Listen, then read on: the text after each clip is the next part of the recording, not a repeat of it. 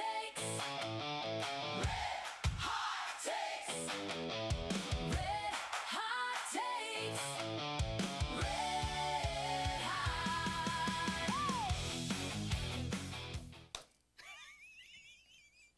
What just happened? I don't know. Are we live, Carl? That was hilarious.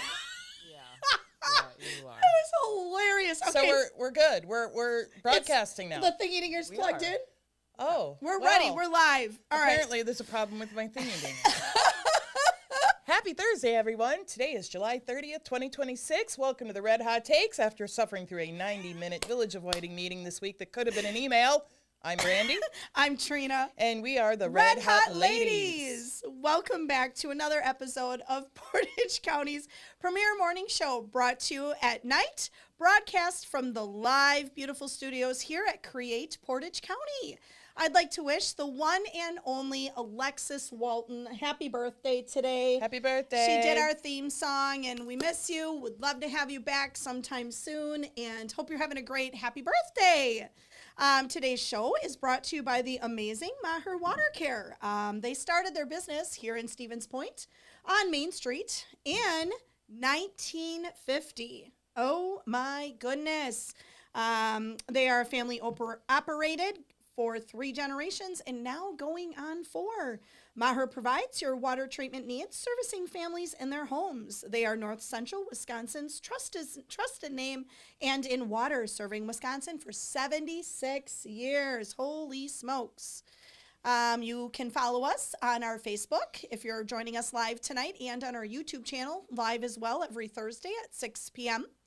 We also have a beautiful Instagram page and all the good things, so please download and save us wherever major platforms you can find us on every single podcast platform. And one thing we always love to talk about is our amazing, and mine's already gone, non-alcoholic beverage. For tonight's show, we are providing by the one and only Emmy J's.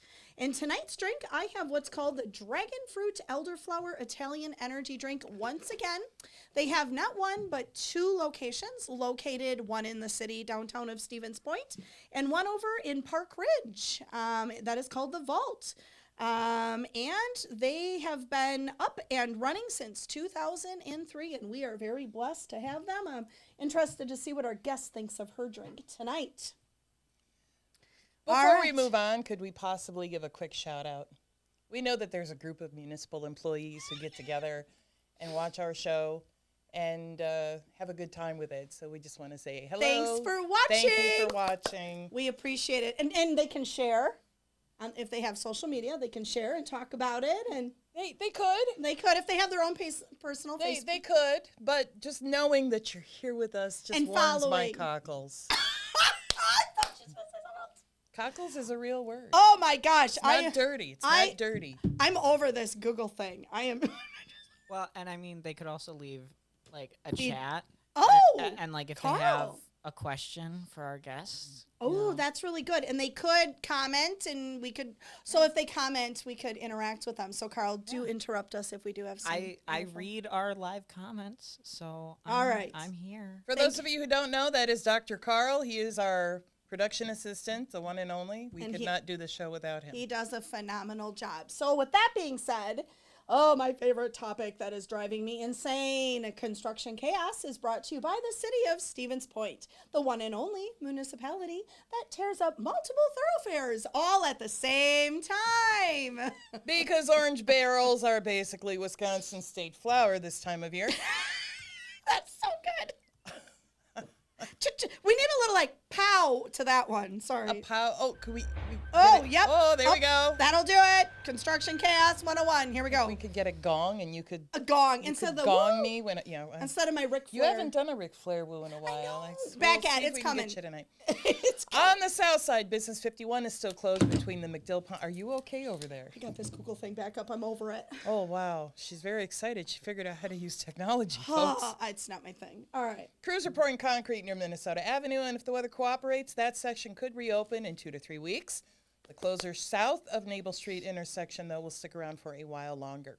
On the north side, expect more delays. Construction between Briggs and Franklin Streets is expected to continue for roughly 6 more weeks.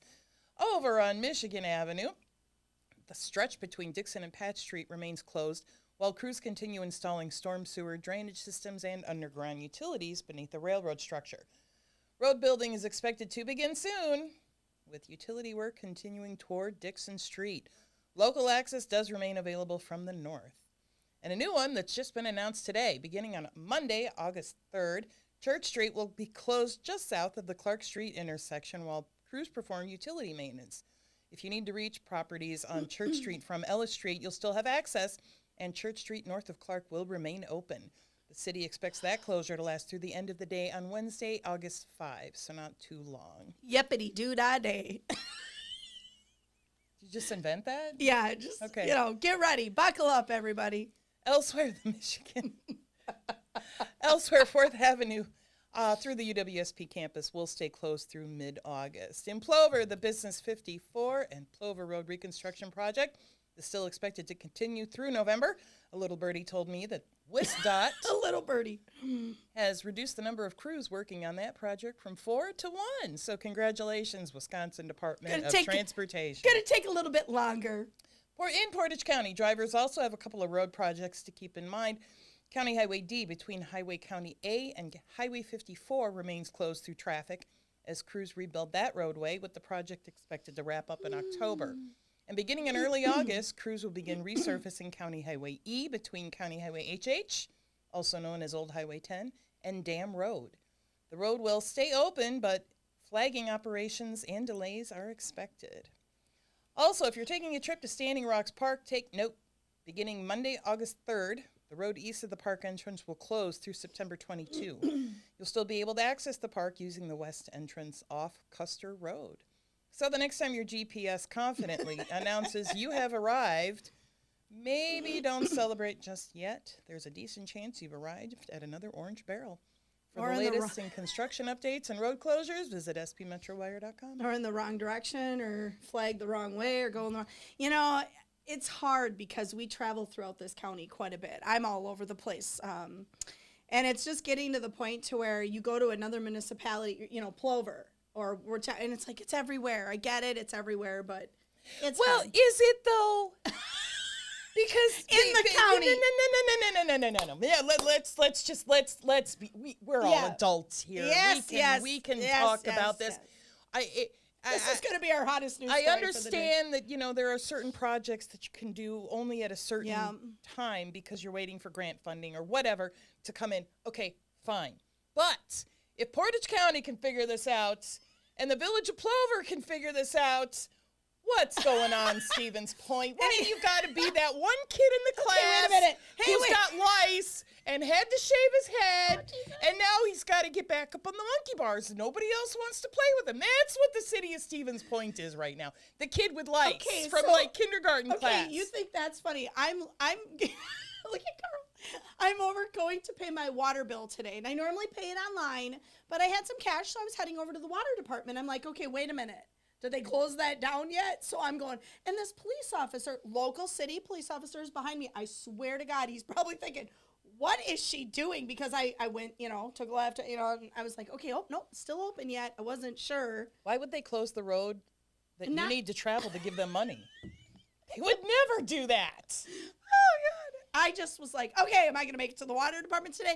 Okay, we're going to go the back way. We always go to the back way. Better not be no construction. And I get there, and there's a train. And I'm like, oh, I got this. It's not one thing, it's another. It's another. So hang in there, buckle up. We've got this construction chaos, and we've got a new jingle for the construction chaos. We'll That'll be debuting that next week. But in the meantime, be nice to each other. Don't be that guy who turns without turning the signal on, who doesn't. And listen, another thing, if, the person waves you to go ahead, wave back. Go! I just had this on Main Street, by Old Main over there. I'm waiting, and the gentleman turns, and I'm waiting, and he's like flipping me off. I'm like, buddy, Because you're waiting. Because I'm waiting for him to, he was seguewating. Here we go to my seguators. He was seguating over, and I was just being calm. And he's like flipping me off, like, go, beep, go. It's like, what? And there's a lot of road rage right now. I'm starting. This to is feel- why I'm talking. Be nice. That's why I'm agreeing. Yeah. Be nice to people. Get off Have an your damn extra phones. coffee. Be nice to people. Some people Something. don't need coffee. Even though I drank my. I'll Just saying. It's gone. All right. All right. Hottest news stories of the week is brought to you by Rookies. They just advertised their amazing Wagyu You burger. just knocked my shades off. Oops. Well, as long as the computers are working, we're good. I'm over mine. Located in Stevens Point. Most importantly, they are on the Business 51 major construction, which he's been doing a fabulous job keeping his customers and everybody with Bow Wow Meow and everybody down there, Ranchitos, in the loop of how to get in, how to get out, which is very nice. So his kitchen is open every day, still 11 to 9. Nothing of that has changed. Serving up our Wagyu burger with free trivia on Tuesdays, open mic on Wednesdays, bourbon and cigar on Thursdays. I think we need to go pay him a visit. Maybe we should Just for the Wagyu burger. That's reason enough. make a for new me to video. go. You all can kind of meet us over there. And he does have his banquet hall open. I literally just attended a beautiful event there, which was about 150, 100 some people. Carl, what was the number? Do you know? I don't know. You don't- but it was- I'd have to. I don't know. In my head, I'm like, it's almost 200. Yeah, that's that what were I think. there. It was beautiful. Service was great. Food was amazing. Yeah. Wonderful, wonderful. So keep in mind, he does have that amazing banquet hall in the back that is still open, and it was really accessible and nice to attend. It was a very nice setting. So thank you very much, Rookies. Love you over there. All right, so these are more fun ones. The Portage County Historical Society is closing its popular Rhythms of the River exhibit with a rare reunion concert by Otis and the Alligators. The performance is set for Saturday, October 24th, inside the historic Old Plover Methodist Church at the Heritage Park. Love it over there. Giving guests the chance to experience the music while surrounding by the exhibit celebrating Portage County's musical history. Beautiful. Tickets are $50 and limited to just 100 people. Public ticket sales begin Friday, July 31st. So coming up tomorrow. That's tomorrow. You can get them at pchswi.org.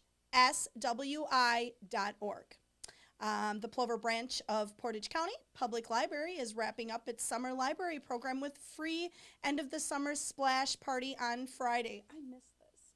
I used to take my little grandbaby. I miss this stuff.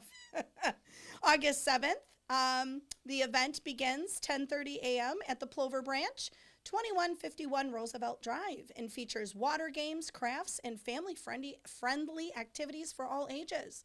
No registration is required, but organizers suggest bringing a towel. For more information, visit pocolibrary.org. In other news, Stevens Point residents should expect to see higher stormwater rates in the coming months. What was that? Higher stormwater. Okay, keep reading. Hail Mary. City officials say years of replacing aging storm sewer pipes beneath some of the city's oldest neighborhoods have pushed the stormwater utility below a financial benchmark required under its bond agreements, making a rate increase necessary. Utilities Director Joel Lemke says stormwater, water, and sewer rates are all under review, but stormwater could be first addressed because of the bond requirement. A formal proposal has not been released, but the Board of Water Commissioners is expected to discuss the increase during a utility rate presentation in August. Elsewhere in news, Stevens Point Police Department is inviting the community to its third annual National Night Out on Tuesday, August 4th at Sarimer Park. That's the old Emerson School Park for those of us of a certain age. The event runs free from 3 to 6 p.m., features music, food, bounce houses, games, emergency vehicle displays, school supply giveaways, and a possible helicopter flyover. Of course, that's dependent on whether or not they're busy. Anyone who rides a bike to the event can also receive a free vehicle registration. National Night Out is designed to strengthen relationships between law enforcement and the communities they serve. Looks like a really fun event. And finally, Portage County's effort to rewrite its zoning ordinances continues Wednesday, August 5th, with a public advisory committee meeting at 4 p.m. in Conference Room 5 of the Portage County Annex at 1462 Strongs Avenue. Committee members will review proposed rules for future land divisions and development, along with groundwater protection standards. They'll also have discussions on how the county should regulate large-scale solar farms, battery storage project, and data centers as part of the ongoing zoning overhaul. The public is welcome to attend. That's a big one. I've been to a couple of those, and they're really informational, quite lengthy, but I learned a lot. But and- the problem with county meetings is so few people show up. yeah. Or so pay few attention to people show local up. politics. We could have a whole show on that. We could have a show every day for 5 years on how I think we'll add that to our after the show. Why it's important to watch what's going on in your city, what's going on in your county, and just kind of pay attention and be forget it. Vigilant, Can't even vigilant. talk. Not Yeah. enough caffeine or too much caffeine? Not enough. Yeah, not enough Okay. today. Love you people. But anyway, yeah, I think it's important. Okay, I'm excited. Our guest. I'm Do we excited. need a little like? We need a little jingle. That's almost like a. It almost sounds like a Shrek. Something you'd see in a Pixar or a Disney Carl, cartoon. we need a cool jingle like when we announce our guest. Something cutesy patootsy. I don't know what, but something. Alright. I don't have. Who is our anything guest today, Trina? Danielle! Go for it. Go for it. This is you. Oh, no, this is. Oh, she's. Oh, no. I thought this was you. I did. There's a little confusion. So normally, yeah, like, no, Today's guest is Danielle Belsky, CEO of the Boys and Girls Club of Portage County. She was appointed CEO back in 2024 after spending 15 years with the organization, including a decade as Director of Operations. Yay. Since taking the helm, she has led the club through a major expansion campaign aimed at serving hundreds of teens and kids. Welcome, Danielle. Thank you for having me, ladies. No, thank you for coming. It's an honor to have you here, and it's a blessing to have the Boys and Girls Club, not in one but two parts of Portage County. One of my questions, I'm kind of veering off already. More than two, actually. More than two questions. Okay, No, I'll more, buckle more up. than two locations. We're kind of veering a little bit. Is that normal in a county to have two locations? Because I'm ecstatic about it because our population is growing. There's a need. So I will correct you because we have about 12 locations across said more than Portage two. County. So if you don't know, so it's a fun time to I can brag a Yes. little bit about. Please. But one of my favorite parts about our organization is we are countywide. We have a location in Junction City, Roshholt, Amherst. We have a summer location. Alden Bancroft. We're there during the school year. And then we have both club sites in Plover and Stevens Point area. Was that what the before and after care used to be, or is that totally separate? We've always done after school care. Right. So that has been something, but we've, Junction City was one of our first programs we opened in 2002. So, sorry, this keeps going in and out a I little know, bit. same thing Same with her. for me. I'm the only one that's not. Carl, we need to purchase some of these Well, thingy-dingers. so- We need new ones. I did want to step in quickly. Danielle, do you just want to bring your mic just a little bit? Yes. Closer. Just a little down lower. Oh, Sorry. there we go. There you go. Okay. Yeah, I guess if you could just describe your role and how you became this amazing position that you do have, and how you became who you are today for the local Boys and Girls Club. Yes, happy to tell you a little bit about myself. So I grew up just down the road in Wisconsin Rapids. Went there, I went to Assumption High School, and then when graduated, attended University of Stevens Point. Yay! I always knew I wanted to work with kids, and so when you are wanting to work with kids, what do you go to school for? Teaching, Teaching. right? First couple years dabbling in it, I was like, this isn't my cup of tea, but I still wanted to be with the youth. So went in the direction, graduated with a sociology degree in family consumer sciences, but my last year is when I started at the Boys and Girls Club. Aw. So started as a part-time job. It was actually a summer job over at Madison View Apartments on Johns Drive, low-income housing complex over there that we have. Quickly fell in love. Quickly fell in love with the organization. After that, I moved out to Kennedy. I was a director out there, then Jefferson, and through the years, just more and more club sites were kind of added to my plate. And then became the director of operations in 2015. Oh, So wow. served in that capacity for the last 8 years, and then in 2024 is when Kevin Quavillian, my predecessor, he had opportunity to go work for Boys and Girls Club of America, which he always wanted to do, and there was the opportunity was right for him, and that's when I stepped into the CEO role and couldn't be thankful. I knew I wanted that role. I remember in college, I walked into Kevin's office one day and I said, I'm taking your job one day. You know that, right? And sure enough, here you are. And here I Well, am. we're really lucky to have you. I'll be very transparent. I have some family members in that building, and they love it there. They love the things that you guys do. I see you guys doing all these cool things for the kids, and it's a need, and it's awesome what you guys do. So thank you. Yes. You're welcome. What keeps you passionate about doing this work every day? I think one of my favorite things about this job is being able to see the impact you're making right in front of your face. I have my office actually faces the games room, and all the kids line up right in front. So they're knocking on my window all the time. I'm in a virtual meeting, and I'm just like, you gotta be quiet. Don't mind the Yeah. kids. Yeah, don't mind them. But there's when the days get long, I'm able to step out of the office and go and be with the kids and realize this is what I'm here for. It's because of the kids, and not all jobs can you feel that directly impact right away Right. with that. And so I think that's one of the biggest driving forces. And then seeing that such the impact not only making with the kids and the teens, which I'm sure we'll talk about a little bit more about our teen population, but also the families. Especially as being a working mom, I have 2 kids of my own, 8 and 6. I recognize how much I've needed the club just because of my husband's job and my job. And I can't imagine if we didn't have the club, what would we do for Oh, that? yeah.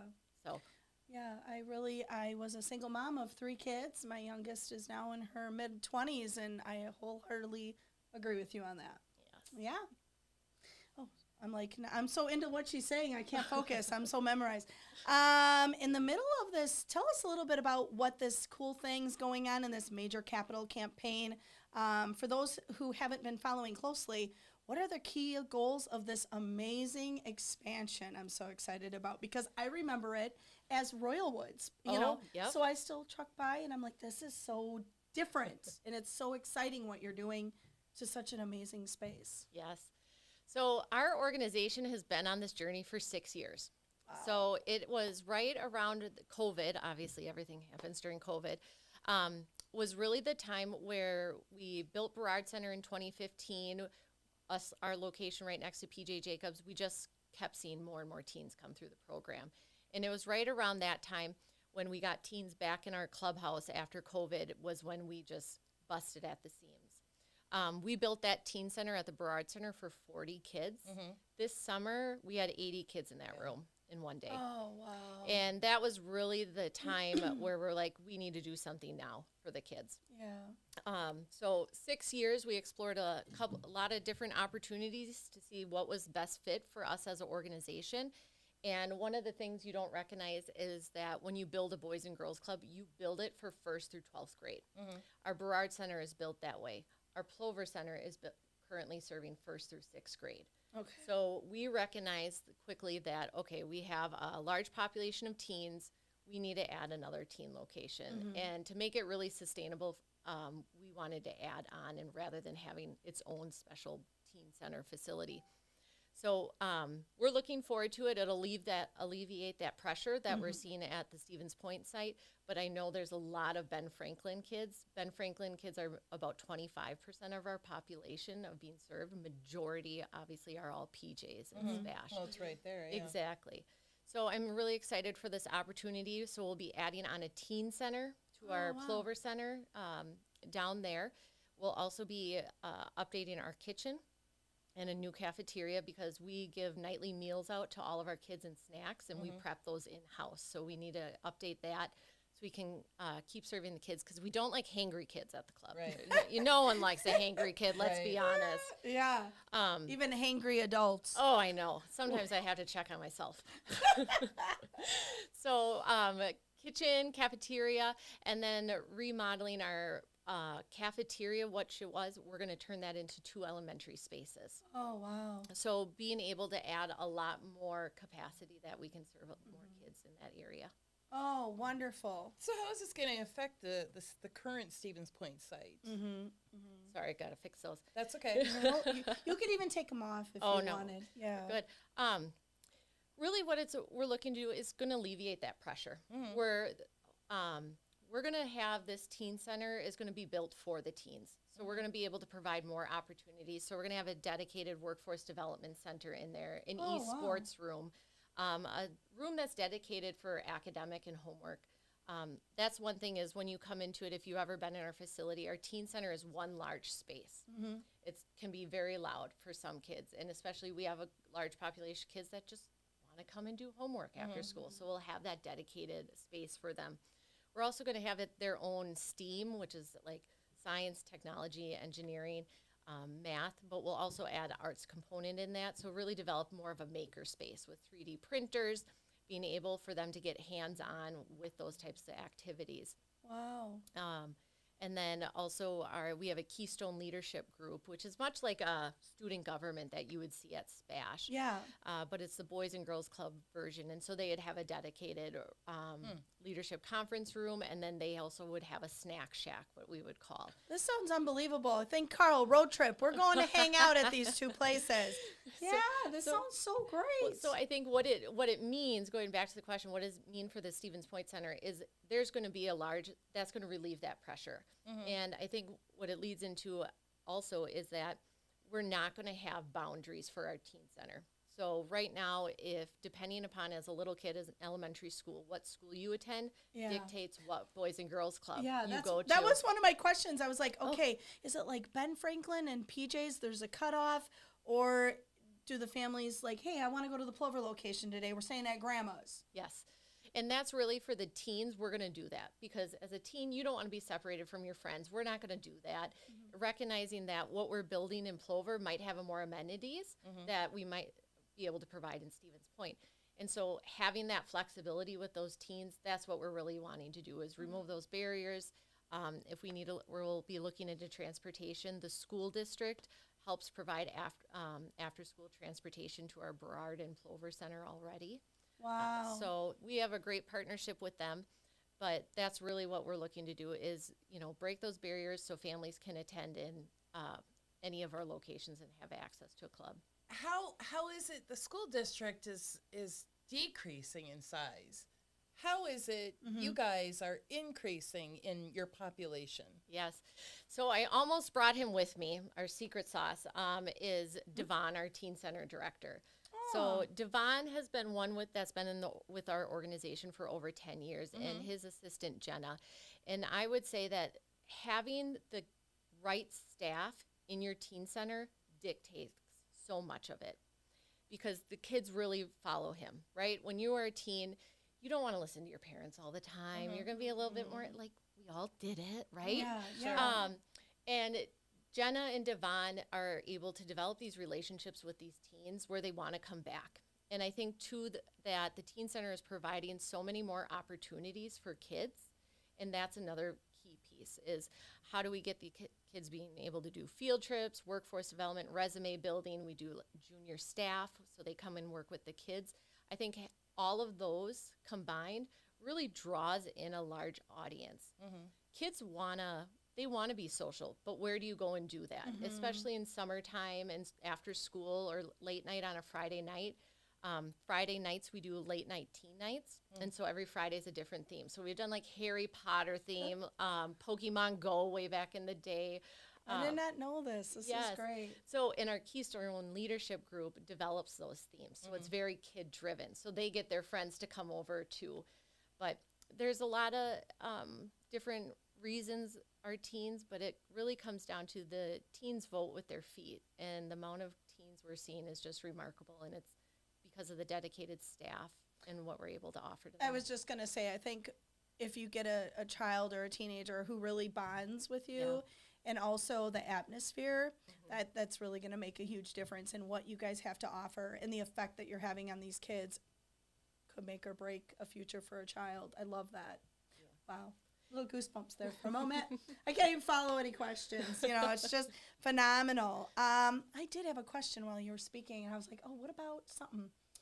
Okay, so what are your hours? Like, say, for instance, like parents work and their kids need help with homework.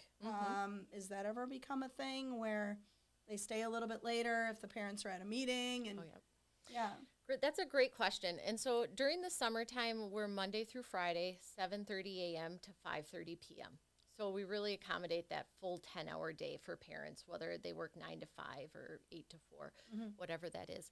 So we're open those hours. During the school year, our after-school programs really start around 3 o'clock. That's when PJ Jacobs and Spash and Ben let out for Right. the teens, and then elementary around 3:30. Open then until about 7 or 8, depending upon the location. And parents can pick up at any time. So sometimes they're going to pick up, right at 4 when they get done. Some are going to pick up at 7 because they work the late shift.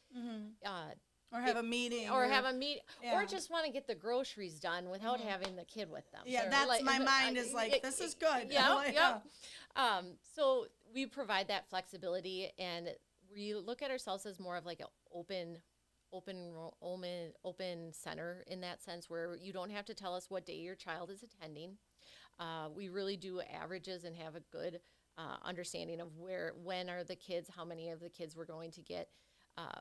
But otherwise, it's anytime between 3 and 7 parents can pick up, and then Fridays teens are allowed to stay till 10 at night. What if there's like, we got this meeting and this, how do they communicate that with you? Or is it like does the teen have a cell phone, or like, how does that work? Yeah, a lot of times they just get dropped off. So we really staff according to what our membership is dictating us. So the teens, they have their phones on them. They're going to text their friends being like, hey, you at club? Okay, my mom's going to drop me off. That Yeah. happens. There's a variety of things. That's so cool. Love that. I don't know. I'm in awe right now with the Boys and Girls Club. You used to have a smile center, a dental center in there. Yes. What I heard happened to about that? Is that coming back? Are you doing anything at the Plover that's dental related, or maybe some other service? Yeah, I love that you asked that question. So we still have our Smile Club going on. We are working with Noble Clinic right now to Okay. provide our. When did that start? The Noble Clinic stepped in about a year ago. Okay. So it really started in Delta Dental of Wisconsin. We were very fortunate, donated to our campaign when we built the Burrard Center. Had a partnership with them to provide the hygienist on staff. We had volunteer dentists come in. Wow. Within the last year, we really worked with them to find an operating partner that could really take it to the next level and start to work with us. And Noble Clinic has been beautiful to work with, easy to work with. And the beauty with working with Noble Clinic is, which is going where I'm going, you're going, Brandy. I think I'm going. I got a question too. They are able to provide other services that they are providing at their clinic. So one thing in our Cheryl Center that we're looking to add is a mental health room, a counseling room. And so this summer, if you can imagine, we're working with about 4 counseling groups to come and see the kids during the summer. You're a kid, you're seeing your counselor during the school year, you're getting pulled out of class to do that. If you don't come to the club, you're going to miss that counselor. Many of those just drop off during the summertime. Yeah.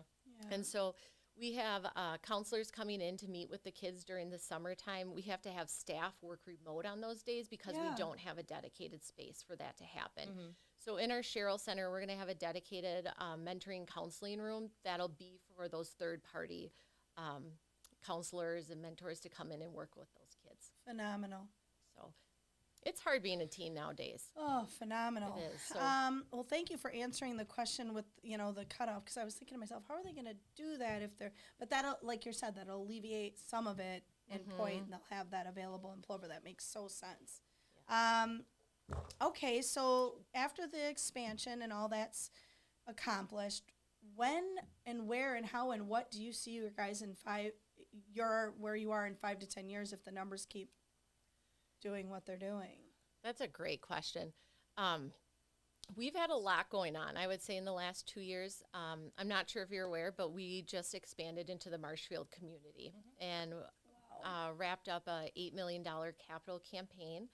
So just had a design meeting today, and we're going to be breaking ground in early October to renovate the old J.C. Penney's into a Boys and Girls Club. Wood County doesn't have their own? So Wood County Rapids has their own dedicated facility, but one of the things, there's North and South Wood County, but part of Boys and Girls Club of America is when you open a new club site, you have to open up under a neighboring club.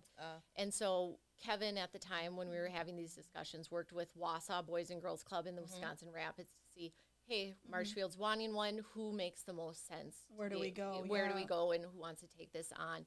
And fortunately, we were at a point where we were able to take that on, and one of our board members, John Van de Hay, is from the Marshfield area, has been a huge, amazing driving force to get this program launched. So that has been spending a lot of our time, and now with our Sherrill Center expansion will be the biggest thing. So I think in the next 5 to 10 years, we're probably going to still be breathing and taking it all in, but we know that we're going to be seeing, we really want to expand our mental health services to be able to provide more workforce development I opportunities. love that. That is huge. When I went to school, when I graduated, I was told, go to a 4-year school, figure out what you want to do. You know, you got, that's what you do. You go Graduate, to figure it out, go to a tech college, get in college, get going, go. Exactly. Yeah. That's not the case nowadays. Yep. Kids are expected to know when they graduate high school what they want to do in life. That's a lot It's on a more kid. than a lot, and I'm It currently is. experiencing that with a close family member, and it's hard. That isn't what it should be anymore. Like breathe. Right. I have a family friend too that graduated, boom, and that ain't what they want to even do anymore. Yeah. So I think that's phenomenal. You can go over all these things, and yeah, So we really want to be able to start having those conversations earlier with kids, but then getting them exposed to different opportunities in their area. Majority of students, when they graduate, they stay in their own community, or they're going to move away, but they come back. I can't remember the percentage, but there was a study that was school district did about 5 years ago. I know what you're talking about. Yeah. Oh, okay. Which it was just eye-opening when I saw that. So whatever we can do to start having those conversations early so they can understand. I mentioned our junior staff program. So we hire 14 to 16-year-olds during the summertime, and they work with the kids. And it's been funny because we've hired 15 this summer, and about 4 of them come back being like, I don't think I want to work with kids. Perfect. We Now wrote you it. know. Now you know. now you know. Hey, let's try food service right now because we got our Yeah. kitchen. We have an arts program. Yes. So those are the conversations that we're doing and having with the kids is providing those opportunities rather than, like I did. I went to school for teaching, went in a little bit different direction, but same area still. Yeah. Wonderful. So this is a really big undertaking. This capital campaign it's a huge goal. What kind of support are you looking for from the community? Yeah. How can people get involved or learn more about it? Yes, great question. So we're very excited about this capital campaign. Right now, we're wanting to get that community awareness. It is a $6 million project. We have $4 million for this project already, and we are going to the community for $1 million match. So John and Patty have Noel. John and John and Patty Patty Noel. Noel, thank you.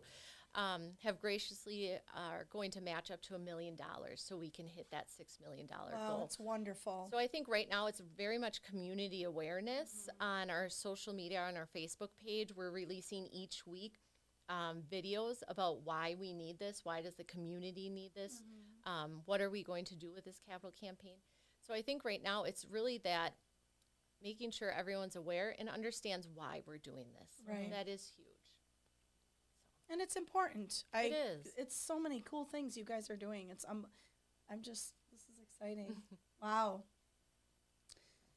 I'm really glad you came on the show tonight. I think this was a great additional kind of a venue to get the information out there to the public and to just kind of chat about it in an informal setting. And I know the Village of Plover is real excited to work with you folks. Oh, for sure. The Administrator Steve Kuntz talks about it all the time. So It's a perfect space for it too, right? It's just unbelievable what you drive down that road, and if you literally took a double take, you just remember fields, and it's so amazing what that's become. Chris Brooks was here not too long ago, talked about the ball diamonds, and it's so amazing. Who would have thought that would have become what it is today? That space gets so used. I didn't recognize it until I was a Stevens Point resident. My husband and I had our first house down by the water, and then became a Plover resident and didn't realize how full those baseball diamonds are on the weekends. Oh, it's insane. I avoid it. Yep.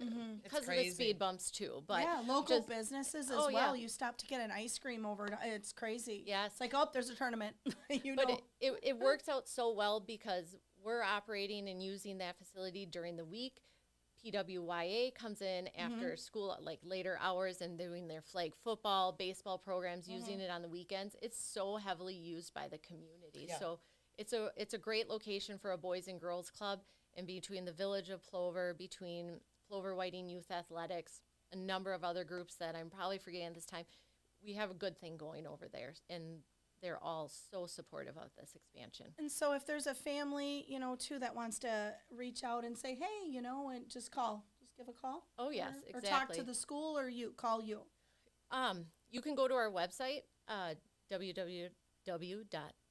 www.bgclubpc.org. Otherwise, just give us a call. I know there's a lot of questions that come up, and we try to answer them as much as we can, but don't be afraid. We have a wonderful director of membership services, Brooke Decker, who works with all of our families to make sure they find the right Boys and Girls Club for their kids. Perfect. good. Maybe we can have her back on down the road, and you can give us little updates how it's going. Oh, or yes. We could take a road trip. Me and these road trips, I really want to go see all this stuff. And people come on the show, and I'm like, oh, we're going to have some Italian fries. Now we're going to the Boys and Girls Club. But I go in there for the farmer's market in the winter. Oh, yes. Oh, is that beautiful? We could do both. Farmer's market. And then go out for cheese fries. And the farmer's market, it's literally like you're at the farmer's market. Oh, yes. It's Well, so yeah. gorgeous in there. It's just beautiful. It's okay, Trina. No, it was like, It's okay. I was like, I don't know about this at first, right? Because it's in this, like, you don't know. when you do the winter market in the Burrard, Yes, Oh, is yes. what I she's love talking it. about. I So love the baked goods, and it's a thing. That there's been more people that have been able to get into our facility, and just see it Yeah. because of the farmers market. Yeah. completely different demographic coming through Oh, that door. It's been Blue- fun. the There's the farmer- little the blueberry market. stand in the corner. I'm sold on the cinnamon. Yes. Cinnabuns right in when you walked in. Okay, we're going to Oh, yeah. make a video of that. We're going to do that too. I'm a little excited. Well, thank you. It's Thank been you a so much pleasure for having coming you on the in. show. I enjoy you. everything you guys are doing, and thank you for what you're doing. It makes a difference in this community, and we need you. So keep the fight going, and if there's anything we can do to spread the word or share anything, let us know, and we'd be happy to do that for the Boys and Girls Club. Having me on this show is the perfect reason. I can't thank you guys enough. It's fun. You guys are fun to talk with. Thank You're you. welcome to stay for the rest of the show. And She's like, no, I'm outta here. observe I'm and entertained. Oh, how's your throw drink in from MEJ? comments. How's your Oh. drink? I am having iced chai, and this is hitting the spot after It's a work magical. day. It is. So Their thank drinks are just phenomenal. I love walking in there. It's a vibe. I walk in, I'm like, I'm ready for my drinks. Just hand them over. you. I would love to stay, but I don't know You if my got the husband. little ones and I the don't- family, and Well, yeah, in helping my husband get them to bed sometimes, There was this- especially in the summertime. You know how that, yeah, that there can was be- a lady today at Metro Market. I was there really early this morning, and you could tell the kids were home, and they were three little ones, and I said, it gets better. It really does. well, now hold Oh on. no, maybe not. But like the poor kid was climbing up there to grab the Doritos bag, and Oh, no. she's and the other one's crying in the cart, and I felt so bad for her. And I said, I had 3 back to back. I said it gets better. Mine are 10 months apart. Oh, Hail Mary. And, well, when you have a baby, you get all the advice in the world, unsolicited, Oh, by yeah, the way. of course. Yeah. The only piece of advice you're never given is the one you need the most. And that is after a woman gives birth, she is particularly susceptible to becoming pregnant again. Oh, Hail Mary. And that's where that term Irish twins comes from. A good Catholic pumps them out every 10 months. Right. And I'm sure it does get better for some people. Well, mine were like 2 years apart, But two I and a think half. having boys who are 10 months apart, Oh, I mean, Hail we Mary. went from digging in dirt and playing with sticks and catching pollywogs to this obsession with Axe body spray Oh yeah. that every young man I hits in hated junior that. high. I used to gag And in then the bathroom. then they started calling me bruh. Bruh. Bruh. I get that now, bruh. It's a And thing. and then the moody there's this wonderful wonderful episode of South Park Okay. called "Help, My Teenager Hates Me," Oh jeez. and the boys are playing paintball guns against these extremely moody teenagers, and I'm sitting there I'm almost in tears. I'm like, someone gets me. Yes. Someone understands Oh. what it was like. So I now they're in their 20s, and I never hear from them unless they're broke or hungry. So for some people, I'm sure it gets really, really better. Yeah. But you got to get through those ER trips and So I had the one of blisters those. and He the was, yeah. stitches and the broken everything and the $200 for one pair of cleats and Let's you go. didn't even start. Danielle, we're leaving.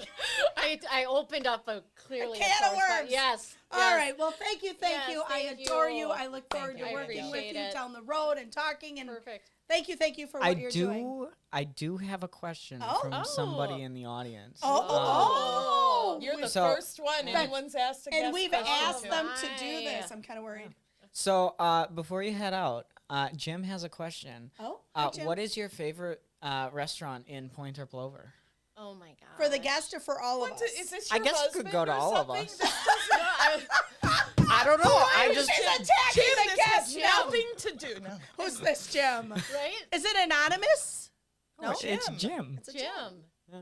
No, I just wanted to Well, pass it along. I guess do you have one that you enjoy going to without endorsing anything? Oh, I know. I think That's a tough one. Oh. You can plead the fifth if you want to. I was gonna say unless we all answer, you could. We could plead the fifth. I'll answer. Okay. I'll answer, All and right. I'll base this solely on one item on their menu. Okay. It is Springville's cheese fries. No. Hold on. This takes me back to, the first money you get from your first job. Yeah. Yep. And your first taste of freedom. And that was the first thing I ever bought with my own money. Yeah. I mean, except for like a Bon Jovi tape or something. This was like the first dinner meal. It was the cheese fries, the original recipe cheese fries. And that's what he that has. that now is at Springville. So that's where I gotta go. I think for me, I don't have a favorite. I have like specific things. It is the Italian cheese fries, and Carl can relate to that. He literally went right after our show and got it one He day did. and sent us. I'm like, oh, Sent I us a can picture. He's like, I think I got too many. I need smell-o-vision. But I think I have a little bit that Wagyu burger, not just to stay the for Ricky's Wagyu burger It was is amazing. if you haven't had Best the Wagyu burger I've ever burger, had. it is one of those burgers that just melts in your mouth. It's a smash and burger, It's and huge it's and amazing. delicious and fresh and juicy. Nowadays, you don't find that in local restaurants. You just don't. Right. And it was magical. So I have like places all over town, Magical. but not just Well, and it depends what you're in the mood for. Yeah. I would say that's the hardest part. Yeah. It's like, well, Sure. right now I'm kind of in the mood for pizza, but now you Yeah. got, cheese fries. But then the other night I was like, I want chicken wings. ooh. Yes. So they don't have tough. even a KFC here. Or any. Wait. Sorry, I mean I I know was we're like- supposed to talk businesses, but like I don't want to go to it's hard. KFC. I mean, You I have to love tell the me where Colonel, you but found some. I want local Yeah. chicken wings. But I mean, like Yes. they don't make them like you need a good. oh yeah, the crispiness and Yeah. the sauce. Yeah. It's a big deal. Yeah, So magical. Well, thank you. Yes, No thank more. Any you. more questions for her specifically? I don't think we're gonna get anything. Carl's that like, quick. nope. No, not. All Well, I'm right. glad that we got Specifically. our first question. This is great. thank you. Very Thank you for excited. Thank coming you on. again, you guys. Thank you. Danielle. Thank you. All right. Where do we lead off from that? That was pretty spectacular, everybody. It really was. I think we'll bring it right into with the police and fire calls, who are brought to you by Graffiti Sports Pub from Stevens Point's #1 bar with outstanding pub and food with a party vibe, fueled by the sports on large screen TVs, which let me tell you, when we say large, they are large. I swear, a whole wall. With the amazing, I think one of them is a whole wall. it is. It's pretty. It's unbelievable. I don't know if it's a projector or what. And with the amazing Brisket. Woohoo! All right. Two Stevens Point residents are facing felony drug charges following a Central Wisconsin Drug Task Force search of an apartment on Minnesota Avenue. 29-year-old Samantha Mode and 26-year-old Isaiah Sullivan are each charged with maintaining a drug trafficking place. Investigators say they found cocaine, drug paraphernalia, syringes, and meth pipes throughout the apartment. According to the criminal complaint, Mode admitted to using fentanyl or heroin shortly before the search and told investigators that Sullivan had supplied the drugs. Both are scheduled to make their initial court appearances on August 13th. Elsewhere in crime, an Amherst Junction man who caused tremendous concern among parents after allegedly threatening the Tamar River School District superintendent is now pursuing a mental disease or defect defense. Richard Schneider, 53, is charged with stalking, making a terroristic threat, and sending threatening electronic messages after he reportedly sent 45 Facebook messages to the superintendent in February, including threats to involving the school and superintendent's family. A judge has ordered a psychological evaluation as the case moves forward. Schneider remains jailed in a $500,000 cash bond and is scheduled to return to court in November. And finally, we have a major update in a Carson murder case that the Metro Wire broke last week. Criminal complaints allege 60-year-old Lyndon Hood admitted to stabbing 57-year-old Jeanette Pienka 11 times after the two crossed paths following an eviction hearing.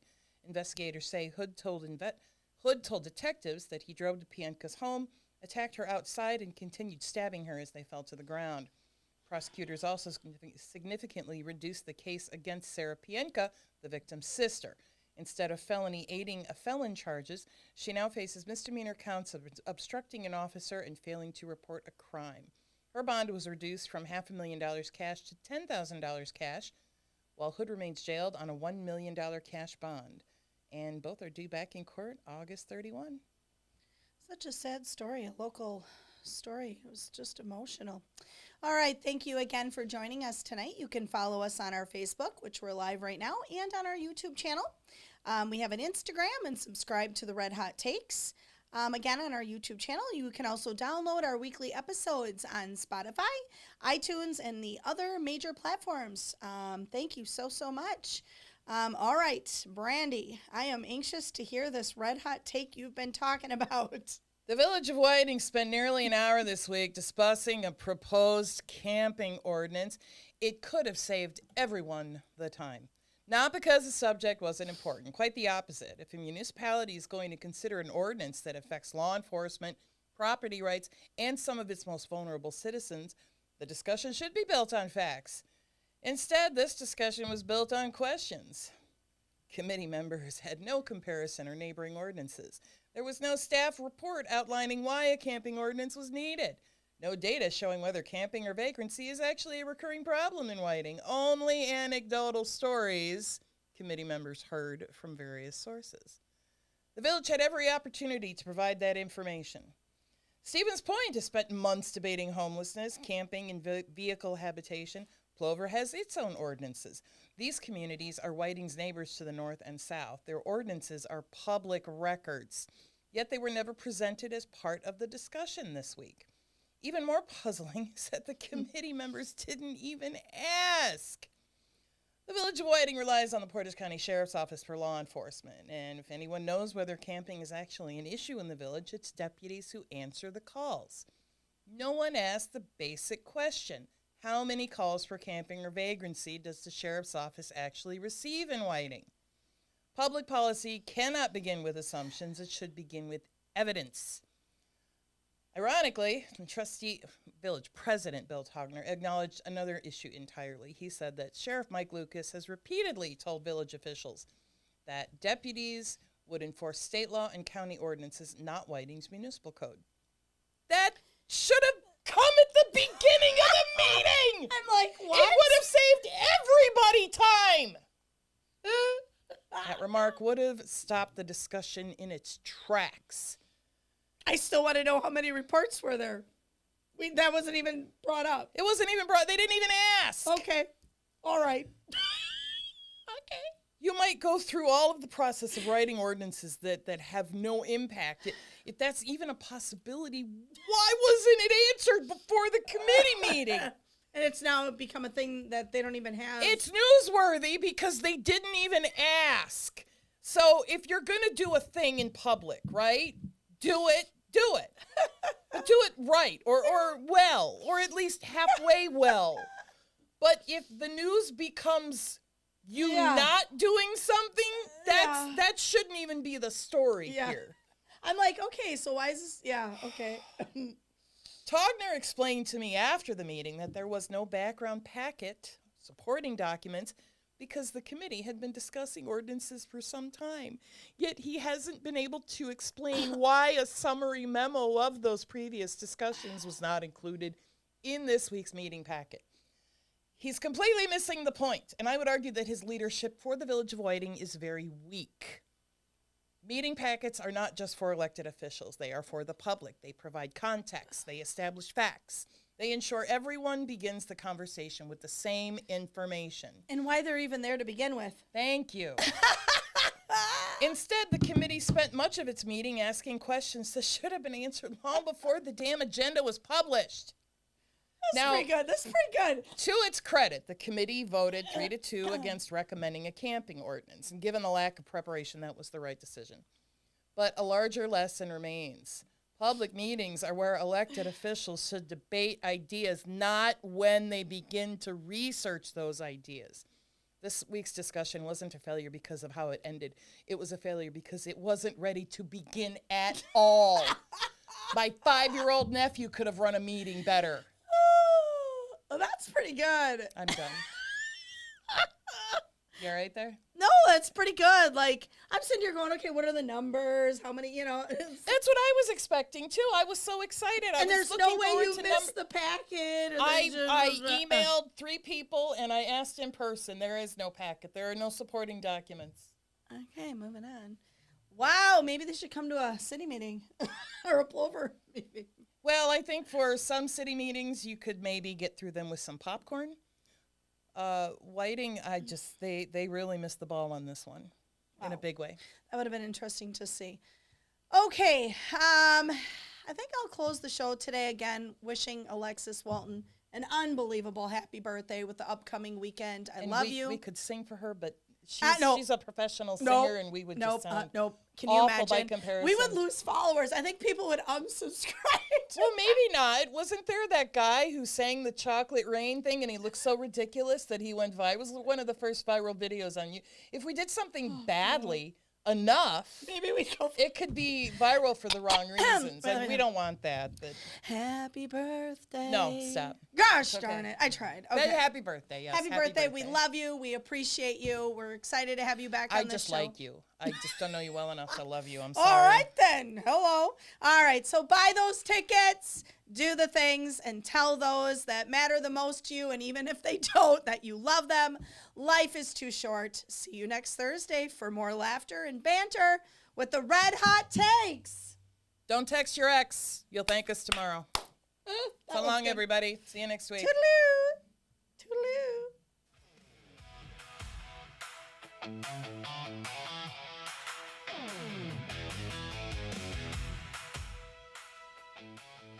Red Hot Takes LLC presents Red Hot Takes Portage County. Special thanks to guest Danielle Belsky. Directed by Carl Rosenthal, written by Brandy McCuskey and Trina Dorn. Co-produced by Brandy McCuskey, Trina Dorn, and Carl Rosenthal. Music by Alexis Walton. Copyright 2026 Red Hot Takes LLC, all rights reserved. Filmed at Create Portage County Maker Studio in Stevens Point, Wisconsin.